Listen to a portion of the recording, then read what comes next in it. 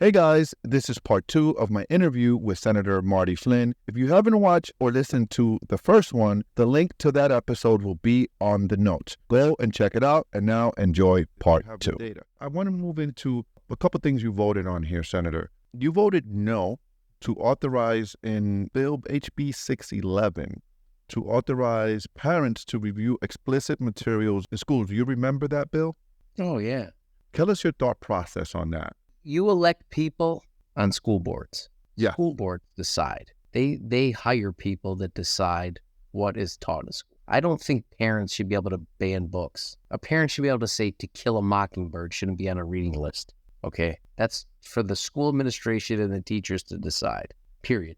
Look at them historically. They don't end well. Mm-hmm. You tell me a good time when prohibiting material ends well. It doesn't. Well, let me give you the other side of that. You know, the media shows us in some states where they have they're teaching kids homosexuality, or they have these books, and that's, I don't think we're going Mockingbird. That's but we're talking about that other stuff, right?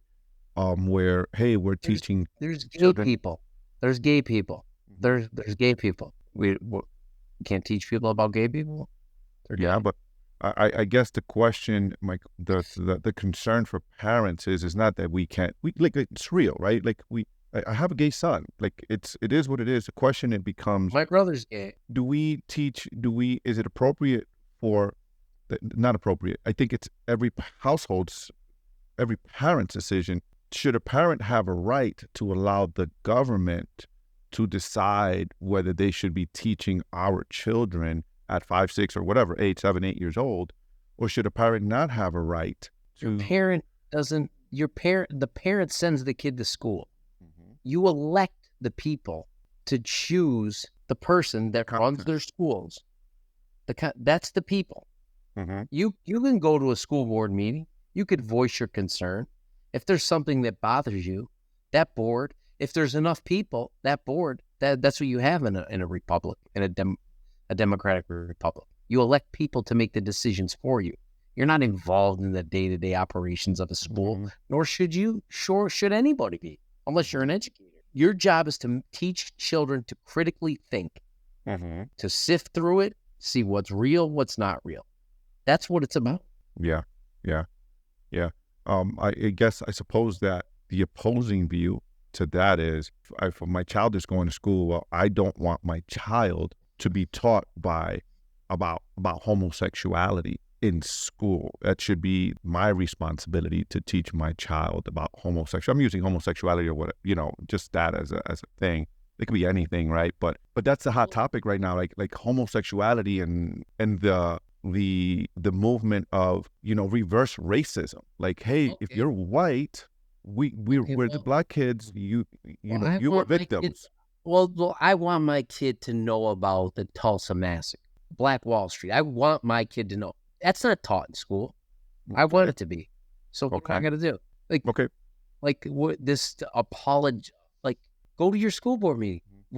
I agree. I totally agree with you. There's something that you find that you think is pornographic that maybe I don't. Maybe I do. I suppose the difference in our opinions on this one, Senator, is that the Tulsa Massacre is not a values-driven proposition. Homosexuality, it's a family value or a religious thing, right? That some believe it should not be taught by the school system, or that the government doesn't have a place to be putting those values into my kids. Who's to say? You open one door, you close another door. You close a door, you open a door. That's what you elect your people to do, to decide on those things. Not everybody. Say there's another culture that moves to Pennsylvania from some place on the other side of the earth, and praying to any flag is the worst thing you could possibly do. Maybe they don't want that in school. They could voice that opinion to the school district they're at. If the school board doesn't hear their concern, won't change what they don't like, it's a free country. They can move to wherever they want. Maybe it's a different place that values their values. But who's to say their values are your values? Agreed. It's a free country. That's the whole point. That's the whole point. And that's the whole ideology. It's a free country, and no values should be one way or the other, by the way, and I may add, right? So my beliefs, like that family's belief should not be pushed onto those children's either. We should have a neutral ground where it's like, hey, but we're not going to teach this, but we're also not going to do this. And we're going to leave the families as independent households. I believe that family is the most important structure in society. Period. I think the mother, father, and kids and children, it's like the foundation and the cornerstone of a strong community. No doubt. Or whatever it is, mom and mom or whatever. But that's the foundation. It's families. It's the foundation of a strong community, and it should be independently decided by that family what they want to. Again, like I said, both sides. It shouldn't be one way or the other. Hey, we're not going to push this agenda, but you're not going to push this agenda either. It should be even Steven, if that makes sense. Yeah, and that's what your school board will decide, and that's what your school board will pick in a school administrator or in what they call superintendent. On October 18, Bill SB 1243, you voted yes to this bill, and that's that high school students should pass a financial literacy class. Tell us about that bill. I think, by the way, I want to commend you on that and compliment you on that. Good move on that, brother. That's this podcast is full of entrepreneurs and people that want to be entrepreneurs, and I'm a big believer in the way that we're educating our students right now. It's not working. The way we're educating our people right now is not working, and this is part of what we need. Tell us about your thoughts on voting for that, and tell us what that bill does. I just think it's something that no one has. Well, a lot of the Democrats, they don't like it because the Pennsylvania school unions felt like it was an unfunded mandate, that there was nothing extra that would help them teach that. But at the same time, I just looked at it as it's something that was never taught to me. That it's just common sense. That there's so many I'm talking about right there, Senator. There's so many like 18-year-old kids that don't know how to pay a bill, and like I went to a great prep school and I didn't even have any of those things taught to me. They leave that to something for the home and the family to teach, when in reality that's something easy that you could learn in school. You know what I mean? Instead of a gym class that, you know what I mean? Everybody knows how to work out. Here's what I want to acknowledge you for what you just said.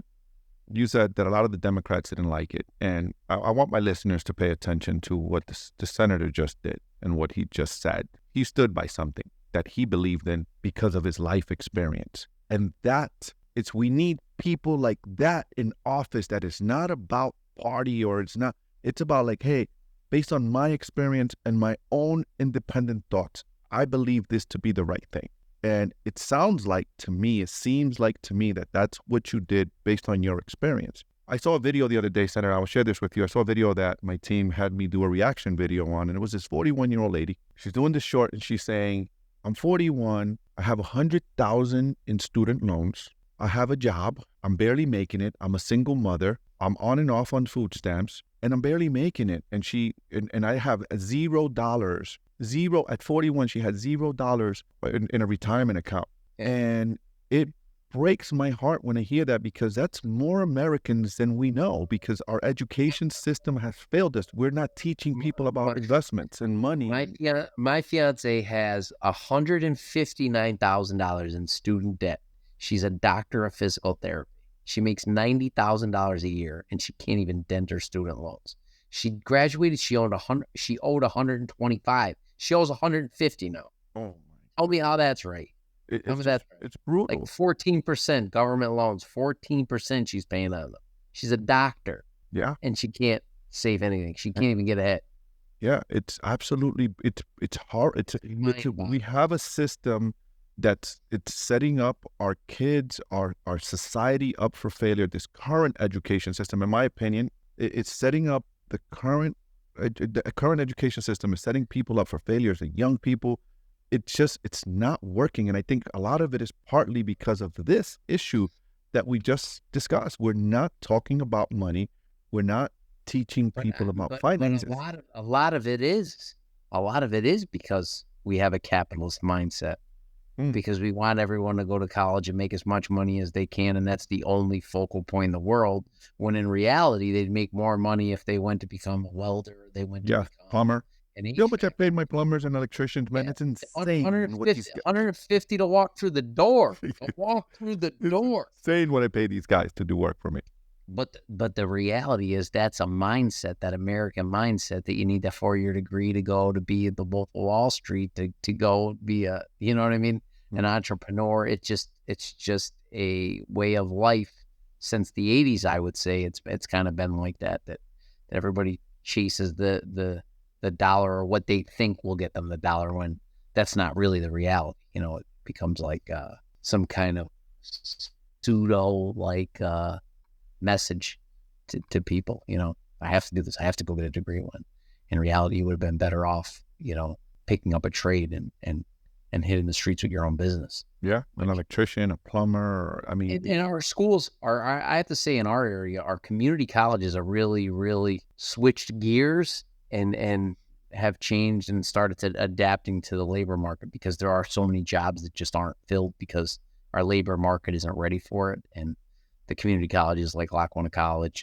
Keystone, LCC are very in tune to that, and have changed their curriculum accordingly. Yeah. Just your opinion, your personal opinion from, you know, your experience with your fiance, that story I just shared. And there's probably thousands of your constituents in that same situation. You know, we're not taught. I spent hundreds of thousands of dollars to get the education I have. And I never been to college, but I spent in masterminds, being in seminars, entrepreneurs, coaching, and things like that to get the educations I have around money and learning how to invest and learning how to do real estate and the things that I do. That's why I commend you on this, because this is the foundation. You voting yes for this is the foundation to at least start exposing kids to, like, you have to be fiscally responsible. You just can't go out there and buy whatever you want. You got to know what your credit score, because this bill teaches people on credit scores, APR on student loans, mortgages, budgeting, compound interest, savings, retirement. Man, I commend you for this, because this is what our society needs right now. People are struggling, brother. People are, you know, they're calling you. These people are struggling financially. They're struggling, and the reason is this stuff has not been taught to them. They don't know what cash flow is. They don't know. Well, that's one reason, but let's not. The creme de la creme, okay, the 6 to 10 people that make billions of dollars a day, let alone, you know what I mean, millions a year. You know, the wealth income gap has gone like this. Oh yeah, and it's continuing to do so. So the middle, which kind of spent everything, it's gone. It's not even shrinking. It's gone. Yeah. And at what point do you say the system is rigged, in a sense, when 6 people, you know, we have 1,000 billionaires in the United States, 1,000 billionaires. When they pay a lower tax rate than me and you or any secretary, than the secretary that works for them. And you know what I mean? Then at what point do you say, like, yo, the game's rigged here? It's just, you know, these 10 people figured out how to do it. But let's go back to what the root cause is that those people can afford the lobbyists, like we were talking earlier. They can afford the lobbyists to go lobby Congress and get the rules to play in their favor. Yeah. No, and then they create the rules, and then they play by their own rules and say, hey, this is what the rules say. I'm doing it by the book. And the people yell about the people that are on welfare, on the social programs, the Medicare, Medicaid, you know, that these are handouts, when you just got to where you are through corporate handouts, which, you know, that's the same thing. It's just billions of dollars. You know, that's millions of dollars. Never heard it put that way. That's an interesting perspective. That's an interesting perspective. It's corporate socialism. That's tax money. It's corporate socialism. So, you know, that gets very, very touchy, especially on the other side in my building. Yeah, I want to ask you about the current events that's happening, because the world is really crazy right now as we record this. You know, we have, and I know this isn't this is a little bit above what you're doing, but being in the world of politics and you being a senator, I'd love to get your perspective on what's happening on the other side of the world with Israel and Gaza and that conflict in the Middle East. That conflict has never stopped, by the way. That conflict has been going on for thousands of years since, people have been fighting for that piece of land forever. But now is magnified with social media and everything and people just craziness. What are your thoughts on what's happening there? What impact do you think that has on our economy, your constituents, and America? There's definitely an impact, gas prices, but let's not forget, Israel is the only democracy in the whole entire Middle East, and the only ally of ours in the Middle East. Some people say Saudi Arabia, but they've been more backhanded than anything with the U.S., especially when you uncover things from 9/11. So, through and through, Israel's been our ally since I think they were incorporated as a free state in 1949 or 47. And they've always had our back. We've always had theirs. I'd say we've had theirs more than they've had ours. But at the same time, they're our ally in a sea of Russian allies. So, as we tread into geopolitics and world politics, you're out of the Pennsylvania U.S. game of checkers. This is chess. And isolating your allies or cutting them off or not supporting them, changes your standing in the world and your power in the world as a worldwide power player. There's many dominoes that fall when you start to cut off aid to your allies, being it, i.e. Israel, Ukraine, who's at war with our enemy. Make no qualm about it. 100%. It's not our friend. They're not a friend. 100%.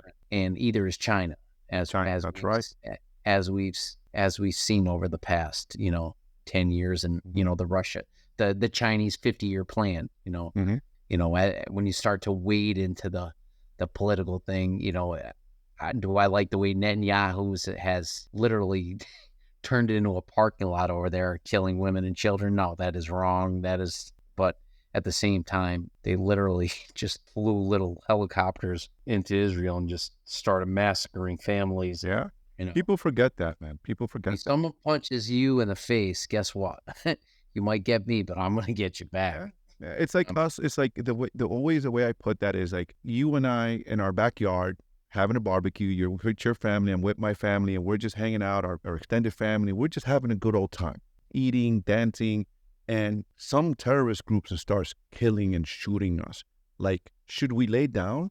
Do we, as a man, I'm not gonna, let's be honest. As the leader of that country, I am not going to just allow that. I just, as a man, you're not gonna come into my house and hurt my family and expect me to do nothing. Like, that's just my value system. And then Iran sends the rockets at the dome, and you'll see media say, well, they shot them all down. Why should they do anything? I don't know, because they send missiles. Yeah. 100 missile that? Yeah. Guess what? Yeah, we blocked ours. Let's see you block ours. Yeah. Does that set a row of dominoes to fall? We will see. But Israel is our ally. Taiwan is our ally. Taiwan is our ally. You know what I mean? Ukraine is our ally. It is what it is. Ukraine falls, Russia grabs a lot of grain, a lot of nuclear energy, minerals. That's the other thing. Though I think it's lithium or something is loaded in Ukraine. There's some mineral in Ukraine that Russia wants that, They're the number one exporter of grain for sure in the world. Yeah, that's a fact. But these small issues all fall into the scheme of what's going on that the average American doesn't see or know, that might hop on to, that's wrong what they're doing. But there's different pieces on the board that a lot of people don't know, and that I don't even know, that in the political scene, that you have to know what's going on in the world to comment. You can't just knee jerk react to Israel's bad. Palestinians are right, when the reality is that group came in there, and don't get me wrong, that's a militant group of Muslims that came in and did what they did, and the fact that Israel's responding and killing innocent people is wrong. That's wrong too. Yes, sir. At the same time, there has to be a medium there. Yeah, agreed. I want to ask you a few more questions because we're running out of time. I want to go back local with you. I want to come back to Pennsylvania. And I want to ask you, and maybe you can answer this because we have listeners around the world, and maybe you can answer this for anyone in the country. How can a senator help a small business? How should small business owners or entrepreneurs in the community use a senator to help them thrive in their community or as a resource per se? I don't like to use the word use, but I mean, a senator is a servant of the community. Yeah. How can we as entrepreneurs be a resource to us? Anything state related that you have to deal with in terms of licensing, in terms of inspection, things like that, you should always reach out and see if you need something expedited, if you need someone to come in and help you get it done faster, reach out. But any kind of grant program that can help your business or help your investment in your business, there's multiple grants. There's state grant books we can get you. You know what I mean? Feel free, pop by and ask. It can't hurt to ask. What can I apply for? What does my business qualify for? Don't get me wrong, I'm going to pawn you off of my staff and they're going to have to do the work, but we're going to guide us in the right way.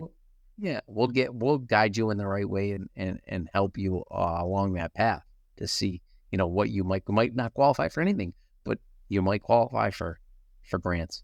Yeah, let's talk about that. A lot of my listeners are in Lackawanna, they're in your district. A lot of my followers are there. I do a lot of teaching, real estate investing. I host meetups and I do a lot of teaching on real estate investing and development. And I'm sure a question that my listeners would want me to ask is, there is a lot of, in Lackawanna and Luzerne, there's a lot of buildings that are abandoned, condemned. As you know, Scranton loves condemning buildings. Are there any sort of grants, and this could be for any county in Pennsylvania, are there any sort of grants that we as investors and developers can go get, or that you guys can help us with, to take those buildings and turn them into affordable housing in the community? And we can put our teams where the state can give us grants to bring those buildings back to life, and then we can create affordable housing for them.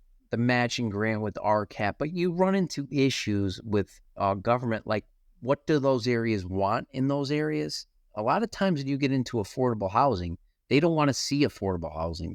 They have this, especially with low income housing, when they don't even realize all the housing there is low income. You know what I mean? So that becomes an issue. Like, people will look at affordable housing as undesirables, but they don't realize they're the undesirables, which gets funny. You know what I mean? Like you're in this income. Basically, like, you look at Wilkes-Barre, you look at Scranton, you look at Pittston, like, our median income is pretty much affordable housing. 100%. You know what I mean? But they think it's somehow less than them in a sense, which, it gets hard to navigate. I don't want, it's going to attract the wrong people, but you are the people. You are the people. It's us. It's us. Yeah. You know what I mean? So I think a lot of the languaging too. You see that a lot, like, oh, the neighborhood's getting bad. I'm like, no, the neighborhood's always been bad. We were just Italian and Irish. You know what I mean? Like, it's funny. But here's one thing though, Senator. Like, a lot of when we talk about affordable housing, and I work in that space, I provide a lot of housing. However, when we talk about it, I think the language has a negative connotation, because when we go to, for instance, when we look at the Section 8 vouchers, the Section 8 vouchers are paying exactly what market rents are paying. Like, it's exactly the same. It's like maybe $20 off, right? Like, sometimes it's even better. So when we language it that way, and now I'm talking about from the entrepreneur standpoint of view, I can say I'm providing affordable housing, and people may think that I'm providing rents that are cheaper than what they're paying, but in reality, it's not. It actually winds up being the same as market rent. The only difference is that I have criteria, of course, with allowing Section 8 people to live in my buildings, right? Yeah. As long as they meet certain criteria for us. That's the only difference, right? So I think it's a lot of it is languaging and miseducation on the community's part. Yeah, and I've had properties before, and I've had Section 8 tenants, but I have noticed, like, in the Scranton area, that, Section 8 tenants were less responsible, so to say, being that, I think the fact that the money came from the government, Mm-hmm. there was some kind of laxity in the way they took care of the property Mm-hmm. as compared to someone who was actually paying the rent and caring for the property in a different means. Then that's just from my experience of what I saw. And that's why I said a moment ago, we'll take Section 8, but we have specific criteria that they have to qualify. So and through experience, you came up with a system where you weeded through that. Yes, and I learned the hard way, right? I was learned from the school of experience, right? One of the things that we do, just to give a nugget to our listeners, one of the things that we do, we found that Section 8 residents, unless they're elderly and disabled, right, that's a different person. We want to help those people. I'm a big believer in helping women and children and taking care of our seniors, and that's in my value system. But if you're a young person like us, right, middle-aged, young people working, that you have the ability, you're fine. To be a Section 8 resident in one of my buildings, you have to be a working Section 8. So you have to have a job. You have to, because I grew up poor. It'll be hypocritical for me, Senator, for me to say today, oh, I'm not taking Section 8, man. That would make me full of shit. Excuse my language. Yeah. That would make me full of it. That would make me a total hypocrite.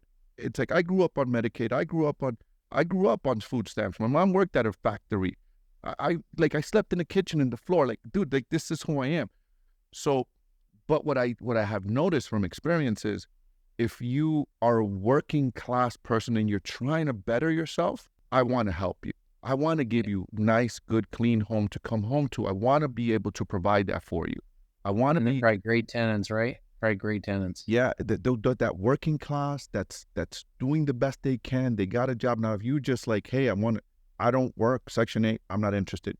Those are the ones that don't take care. Those are the ones that are wearing and tearing your property. They're just smoking all day in your house and they're just feeding. I'm very selective. Because I put out a good product. When I remodel, when you'll see my building, I'm going to invite you out to the ribbon cutting. We'd love to have you come over.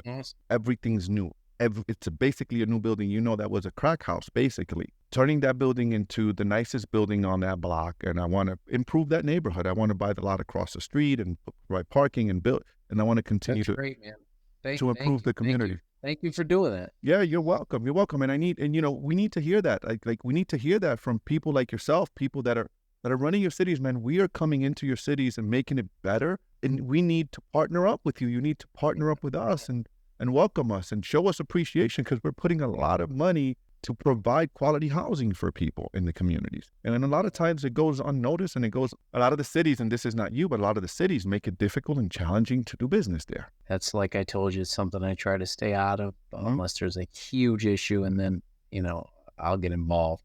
Yeah. Or go to social media, which people do not like. All right. Last question, Senator. Is there anything that you should share with the listeners, your constituents that are listening to you today, that you think you should have shared that maybe I didn't ask you or you didn't get an opportunity to share?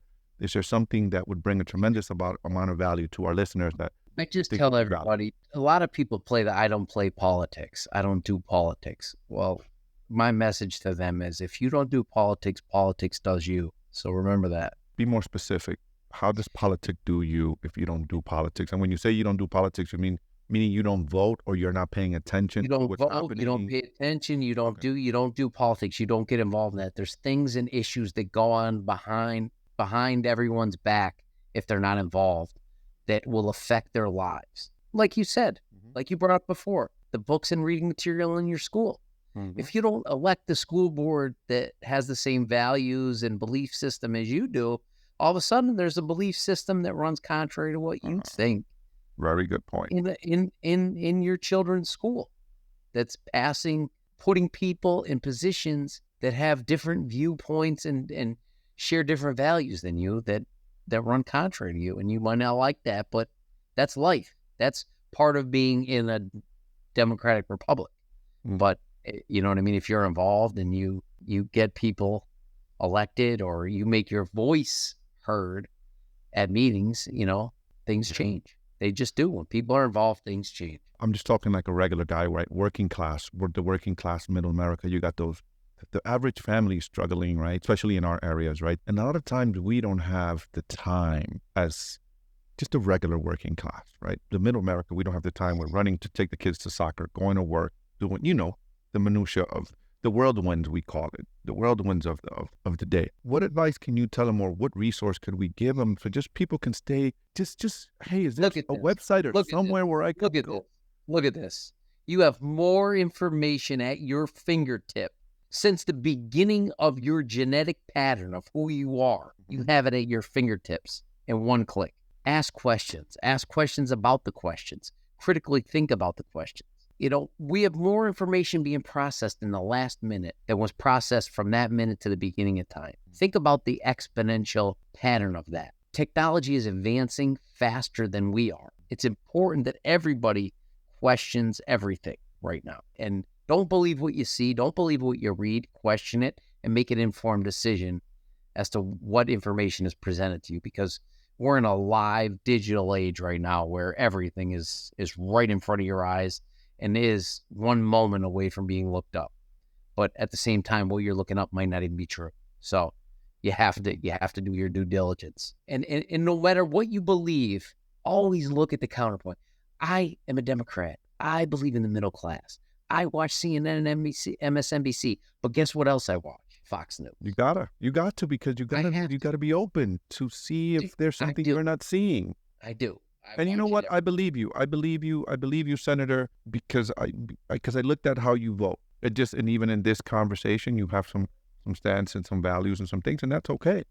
But I believe you that you are an individual that will use his own critical thinking, and I think that's the most important thing. You got to stand for something as a man, or a woman, if you're a congresswoman, but as an individual. Do I believe this bill is good for families in my community, for the people, for America? Is this the right thing? And the other thing is, I can't be selfish. I can't be selfish in a sense that I have constituents that I have to.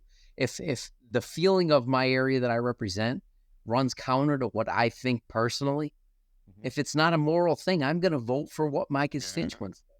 I'm not going to vote for what I basically believe, unless it becomes a moral issue that I 1,000% believe in. It's constituents. It's my constituency. You work for them. I'm here to represent. I work for them. Exactly. You work for them. And that's a great mindset, and it's a great attitude to have, Senator. Thank you for coming on. Thank you for sharing. Thank you for educating me and the listeners. I learned a whole heck of a lot from you. This was a great conversation. If the listeners wanted to get a hold of you, Senator, how can they reach you? Maybe someone in the community has heard us, listened to us, and they're like, hey, I have a Facebook. I have an personal Instagram, Marty and Flynn. And I have a Facebook, Senator Marty Flynn, and just Marty Flynn on there. So thank you, Senator. Really, really appreciate it. It's been an honor. It's been a pleasure. Thank you for taking the time, coming out and sharing with me and the listeners. Thanks for having me.